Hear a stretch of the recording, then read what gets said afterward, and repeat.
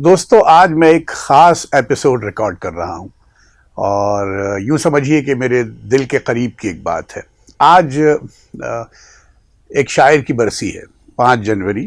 آج 2026 شروع ہوا ہے۔ ان کا انتقال 5 جنوری 2018 کو، گویا 8 برس ہو گئے، اور ان کا نام ہے رسا چغتائی۔ رسا چغتائی کی شاعری مجھے بہت پسند ہے، بے حد پسند ہے، اور میں نے ابھی اردو کانفرنس ہوئی، جو آرٹس کاؤنسل بہت شاندار ایک اردو کانفرنس کا اہتمام کرتی ہے ہر سال، تو وہ میں وہاں اس میں مجھے ابھی بات کرنے کو بھی کہا گیا جان ایلیا تھا، نفیس اور رسا صاحب پہ، تو میں نے رسا چغتائی صاحب پہ بات بھی کی، اور کم و بیش وہی بات میں یہاں بھی دہراؤں گا۔ لیکن رسا بھائی مجھے بہت پسند ہیں۔ 2-3 چیزیں ابھی ان کی شاعری بات کرنے سے پہلے یہ کہ جب وہ زندہ تھے، وہ بہت ہی ایک لیے دیے رہنے والے، ان ڈیمانڈنگ، ان اسیومنگ سے آدمی تھے، اور کبھی کوئی میں نے انہیں کسی سے کوئی ڈیمانڈ کرتے نہیں دیکھا، یا اپنی ستائش کے لیے تڑپتے نہیں دیکھا۔ میں ویسے تو ان سے بہت کم ملا، لیکن جب بھی ملا دیکھا کہ بہت ہی کہ درویش صفت ٹائپ کے آدمی تھے۔ اور یہاں جو تقاریب ہوتی ہیں پاکستان میں ادب کی، بڑے بڑے فیسٹیولز ہوتے ہیں وغیرہ، میں نے ان میں ان کو کم ہی دیکھا لوگوں نے، جبکہ دلچسپ بات یہ تھی کہ ان کی شاعرانہ جو خوبیاں تھیں، اور جنہیں میں شاعرانہ عظمت کہتا ہوں، ان کے سب قائل تھے، لیکن چونکہ وہ ایک ان اسیومنگ آدمی تھے، چونکہ بہت دھڑلے سے بات نہیں کرتے تھے، زور دے کے بات نہیں کرتے تھے، تو لوگ شاید انہیں ان کی زندگی میں اس طرح سے نہیں بلاتے تھے تقاریب میں جو ان کا جیسے بلانا چاہیے تھا۔ کیونکہ میں یہ سمجھتا ہوں کہ جو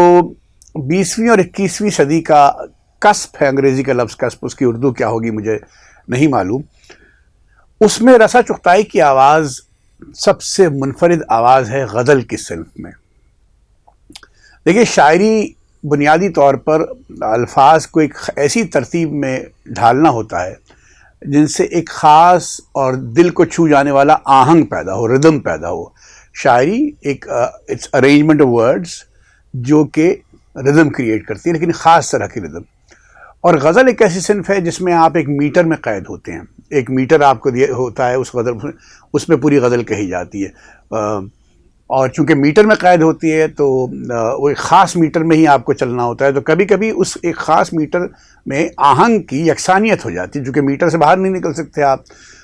تو اس لیے آپ کو موضوعات بدلنے ہوتے ہیں، ہر شعر میں، ہر ورس میں موضوع بدلیں گے تو وہ جو میٹر کی جو یکسانیت ہے اس سے چھٹکارا مل جاتا ہے، اور آپ ایک طرح کا، اور آپ اپنی غزل کہتے چلے جاتے ہیں۔ لیکن رسا بھائی کا کمال یہ تھا کہ وہ جس طرح کی ترتیب ہوتی تھی الفاظ کی، اس میں جو غزل کا آہنگ تھا، اس کو ایک خاص، ایک بالکل اچھوتی اور منفرد روانی دی انہوں نے۔ اور یہ تو ٹیکنیکل بات ہوئی کہ ردم کی روانی، لیکن جس طرح کے الفاظ اور وہ استعمال کرتے تھے، اس سے جو میننگ کا بھی، اور میننگ کا خیر میں قائل نہیں ہوں شاعری میں، فیلنگ کہہ لیجئے،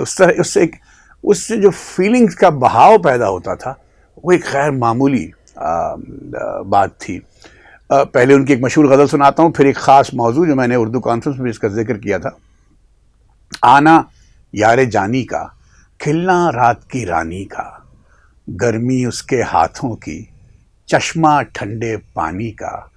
میرے گھر میں رہتا ہے دخل میری بے دھیانی کا، باہر ایک تماشا ہے اندر کی حیرانی کا، کام لیا میں حکمت سے عذر کیا نادانی کا، ساری عمر مشقت کی خبت کیا سلطانی کا۔ آپ دیکھیے ایک چھوٹی سی بحر ہے، لیکن رواں کتنی ہے، اور اس میں آپ، میں تو جلدی پڑھ رہا ہوں ایپیسوڈ پورا کرنے کے لیے، لیکن آپ اس کو غور سے سنیں گے جب آپ، تو آپ کو ایک فیلنگز کا بھی ایک بہاؤ نظر آئے گا۔ رسا بھائی کے یہاں مختلف موضوعات ہیں، مختلف سمبلز ہیں اور استعارے ہیں، علامتیں اور استعارے ہیں، میں ان پہ گھنٹوں بات کر سکتا ہوں۔ اگر آپ مجھے کسی تقریب میں بلائیں تو میں گھنٹوں بات کر سکتا ہوں، لیکن ایک موضوع اگر صرف لوں اس وقت، خواب۔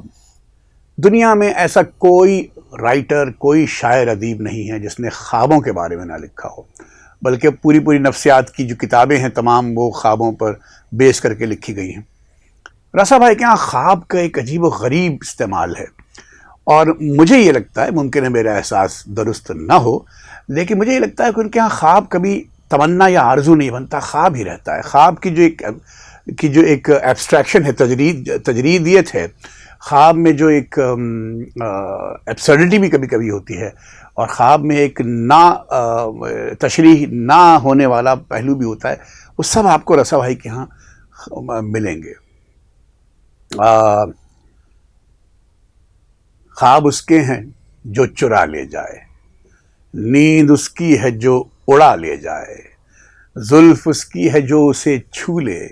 بات اس کی ہے جو بنا لے جائے، یاد خواب ایسا کہ دیکھتے رہیے، خواب ایسا کہ دیکھتے رہیے، یاد ایسی کہ حافظہ لے جائے۔ اب دیکھیے اسی غزل میں خواب دو بار آیا ہے، اور اسی طرح ایک اور دیکھیے، یہ جو بادیدہ تر آتا ہے، یہ جو بادیدہ تر آتا ہے، روز یہ شخص کدھر جاتا ہے، زندگی خواب نظر آتی ہے، زندگی خواب نظر آتی ہے، خواب کچھ اور نظر آتا ہے۔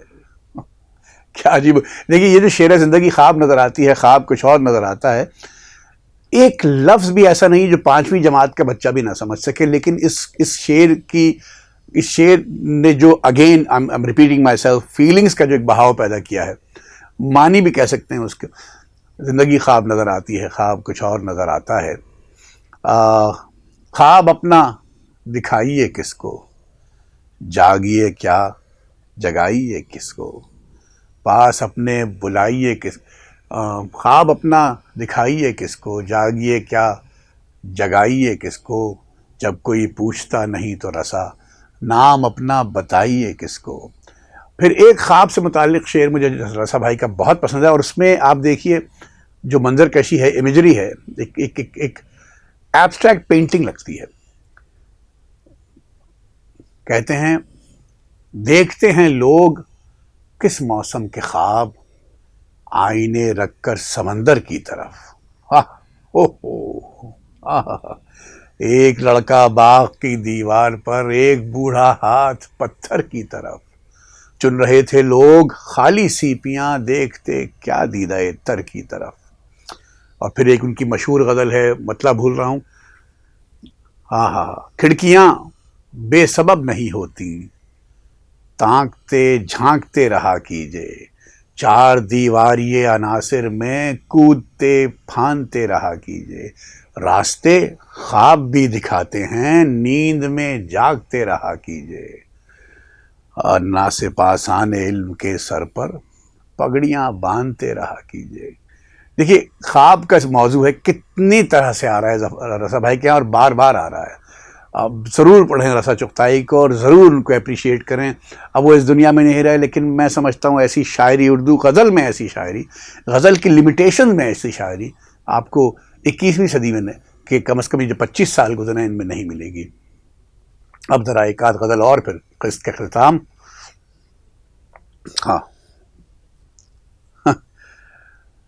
ٹوٹ کر پیار کیوں نہیں کرتا، کھل کے اظہار کیوں نہیں کرتا، ٹوٹ کر پیار کیوں نہیں کرتا، کھل کے اظہار کیوں نہیں کرتا، نقل کرتا ہے قصہ درویش، اپنا کردار کیوں نہیں کرتا، یہ تیرے ہاتھ کی لکیریں ہیں تو انہیں پار کیوں نہیں کرتا، یار تو کس ہوا میں رہتا ہے، اپنا گھر بار کیوں نہیں کرتا۔ چلیں ایک کچھ اور یاد آ گیا، جلدی سے سنا دوں۔ پانی چھت کی کوروں پر ہے، اب یہ کوروں کا لفظ دیکھیے آپ، پانی چھت کی کوروں پر ہے، دریا اپنے زوروں پر ہے، رقص کریں یا ہجرت اب کے، یہ جنگل کے موروں پر ہے، اور دنیا بھر کی ذمہ داری جیسے رسا بس گوروں پر ہے۔ بہت شکریہ۔